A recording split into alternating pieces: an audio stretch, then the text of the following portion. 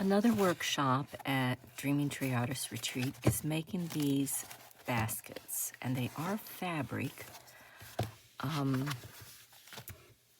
You use a milk jug as the base, and you can line the inside too, so you have a different texture on the inside, like the outside is fabric. But what I did was put glue, I think I put a plastic bag actually on the jug first, and then put glue on that. No, it was just the jug.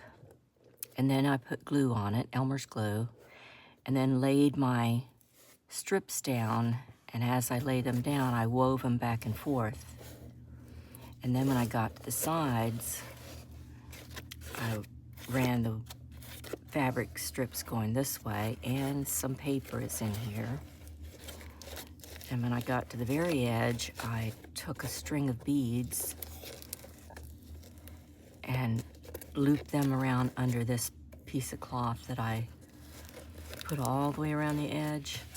And I've had something in here, so it's made it a little warped on the sides.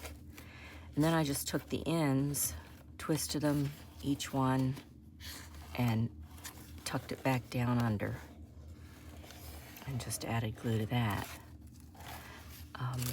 I use them for holding different objects. Like this one, I have these cards that I've made, envelope or notepads that people have given me, and a collection of paper doll witches. I hear my chickadee at the window over there pecking every morning. And these are the little witches or women I made.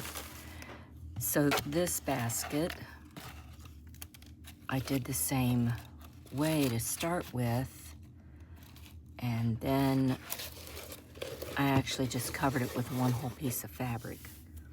And then I took some paper fabric that's woven paper and put around, added some lace around the edge, and just squares of fabric. And then at the very edge, I put this, this is paper, rolled paper that's been woven. So I added that to the very edge. And it almost feels like it's a milk jug still, but the milk jug is not here. So that makes a real nice basket to add things to. Yeah, these were the little paper dolls that I made, and they were all made out of scrap paper. And then I started doing the little witches. They were fun to make. So the baskets hold all kinds of things. And these are some hummingbirds that I made, and it's a card. And inside is a story of the hummingbird that came to my porch window. It was really magical at the time because the hummingbird totally was observing things that were around it. I had two beaded hummingbirds made out of beads hanging in the window, and it had just rained. It was early in the morning. The sun was shining through the windows, and the hummingbird came up and hovered around the water dripping, and then looked directly at the hummingbirds, and then looked at me. And I was standing right there within 3 feet.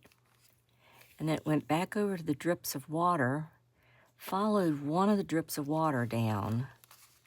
I mean, just like followed it, and then came back up, grabbed a drip of water out of midair, and flew off.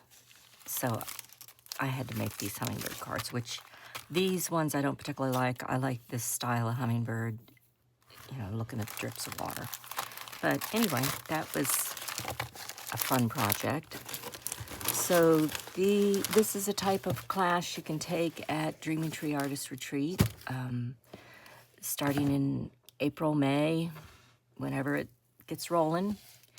I do have 4 other basket types you can make: a rag basket, a pine needle basket, and a crocheted mop cotton basket. I don't do the woven baskets. I have done a couple of the wood splint or wood or reed baskets, but there's other people that can teach you that, and I can put you in contact with them. But these are the type of baskets I'll be teaching at my workshops here at Dreaming Tree Artist Retreat. Y'all have a beautiful day.